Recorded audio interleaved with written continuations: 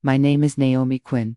For 17 years, I was married to Michael, a man who carried secrets more carefully than most people carry their wallets. On the night he passed away, with his hand trembling in mine, his last words were not about love or comfort. They were a plea. No, me. Promise me you will never go to the old house in Blue Heron Ridge. I nodded, my heart breaking, and swore I would respect his wishes. For years, I kept that promise, but grief has a way of reshaping our sense of loyalty. 3 years after his death, a lawyer handed me a small wooden box. Inside was an antique key, heavy and ornate, attached to a brass tag engraved with a single word, Ridge. Alongside it was a letter written in Michael's unmistakable script. The house is yours now. Go there once, see what I've built for you, only then decide what to do. I sat in Daniel Price's office, the attorney who had managed Michael's affairs. His polished oak desk reflected the late afternoon light, and between us lay the letter and that heavy key. Mrs. Quinn, he said gently, your husband purchased an estate in Blue Heron Ridge about 4 years ago. He instructed me to reveal it only after his passing. The words barely registered. Michael had never mentioned owning another property. We lived comfortably on his engineering salary and my work as a professor, but a second house, especially in a prime location like Blue Heron Ridge, was impossible to imagine. Daniel continued, the land has become extremely valuable. A resort company, Summit Crest, is developing luxury villas nearby. They've already made offers in the millions. I turned the key in my hand, its weight pressing against my palm. Why would Michael hide something of this scale from me, and why spend his last breath begging me to stay away? The answers, I realized, waited behind that iron gate in the mountains. 2 days later, I found myself driving through winding mountain roads, the key resting on the seat beside me. Pines crowded both sides of the road, their shadows stretching long in the late-day sun. My heart pounded with every mile closer. At last, the GPS announced I had arrived. Before me stood a massive wrought iron gate set into stone pillars. Twisting across the metal were letters that spelled Blue Heron Ridge. I slid the key into the lock. With a slow, reluctant groan, the gate opened inward. The estate took my breath away. Not a simple cabin, but a sprawling house of stone and timber, surrounded by a garden sculpted with precision. A cobblestone path wound through manicured lawns, toward the front porch where flowering vines climbed the beams. Michael had hated talking about his childhood here, yet he had clearly poured his soul into transforming this place. As I climbed the porch steps, the key trembled in my hand. I unlocked the heavy door and stepped inside into a secret world my husband had built without ever telling me. The front door opened into a grand hall with vaulted ceilings and a stone fireplace tall enough to stand inside. But the architecture wasn't what made me gasp. Every wall was covered with paintings, hundreds of them. Orchids of every color and species filled canvas after canvas, delicate petals, frozen, and brushstrokes, both bold and tender. My throat tightened. Orchids had been my lifelong passion. I'd spoken of them often, dreamed aloud of having a garden filled with them one day. Michael always listened with quiet patience. I never imagined he was listening this closely.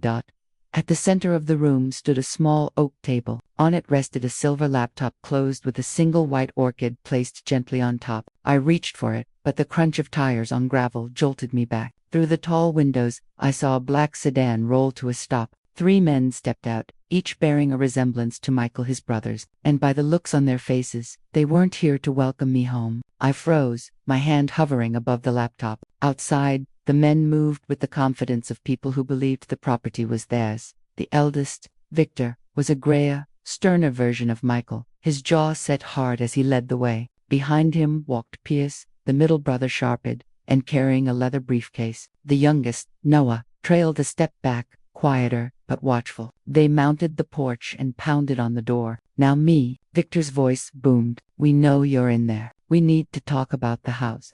I stayed silent, my pulse racing. Michael had warned me about his family's bitterness, though he never gave details. Now, seeing their expressions through the side window, I understood they weren't here out of love or grief. They were here for the land that had suddenly become worth millions.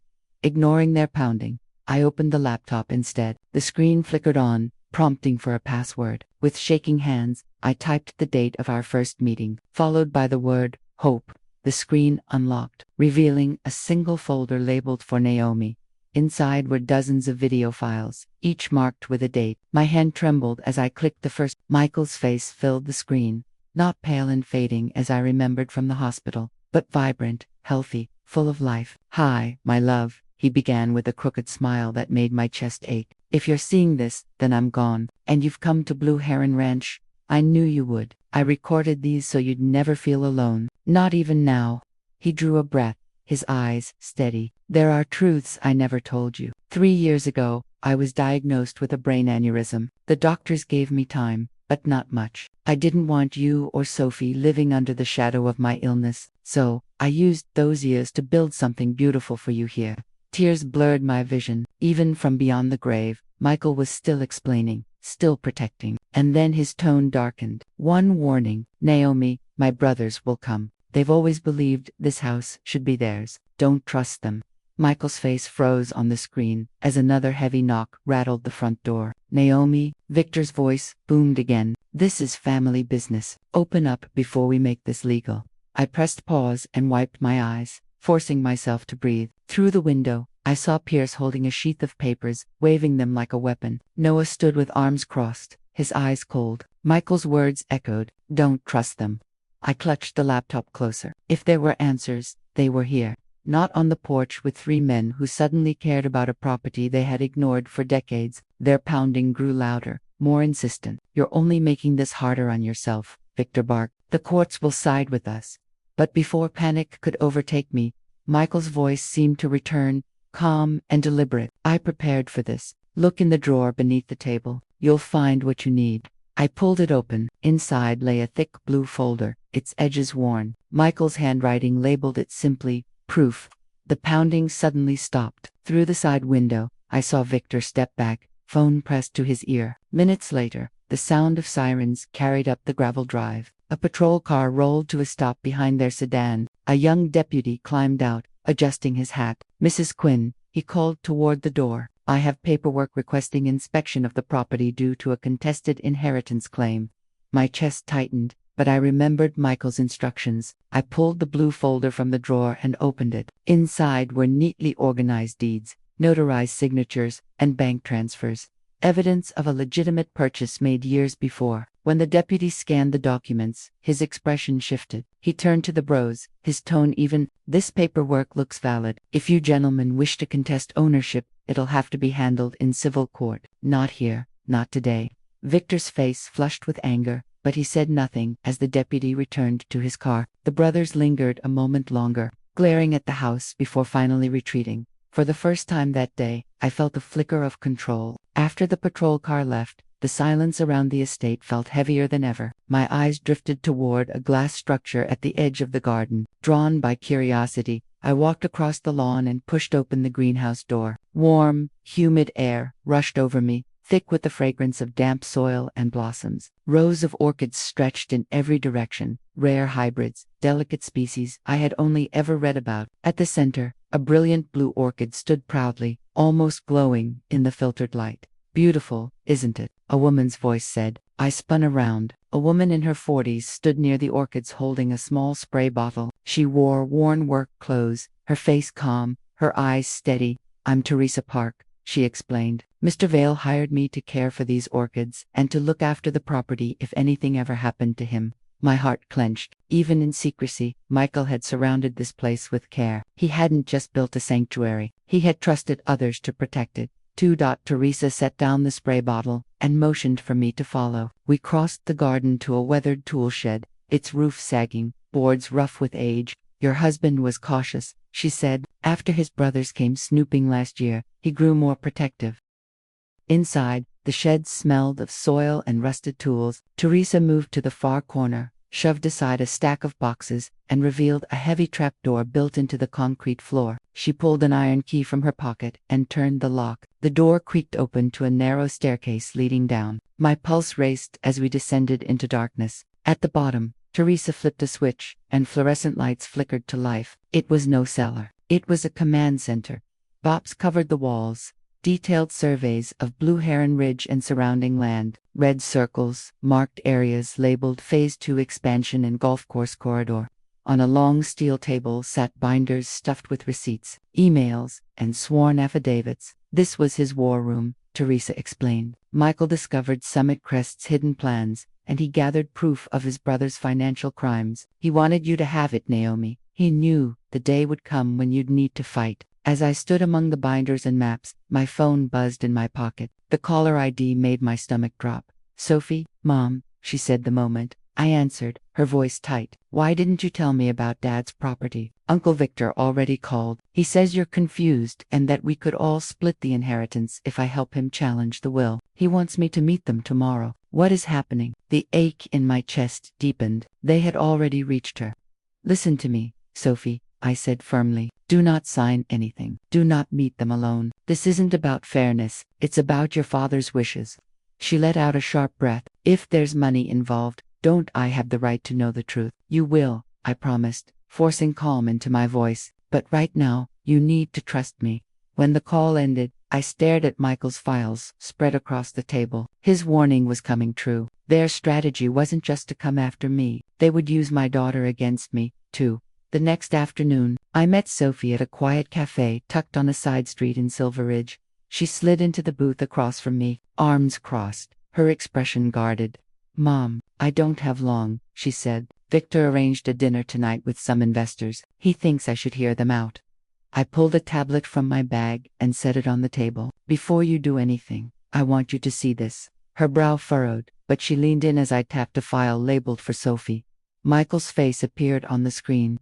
Healthy and strong. Hey, sweetheart, he said warmly. If you're watching this, I'm no longer there to tell you myself, but you deserve the truth. Years ago, your uncles stole my share of our inheritance with forged documents. When I threatened to expose them, they tried to ruin me. I walked away and built a new life, but they haven't changed. Sophie's eyes filled with tears. Michael's voice softened. Don't let them twist loyalty into greed. Family is not defined by who shares your blood. It's who protects your heart.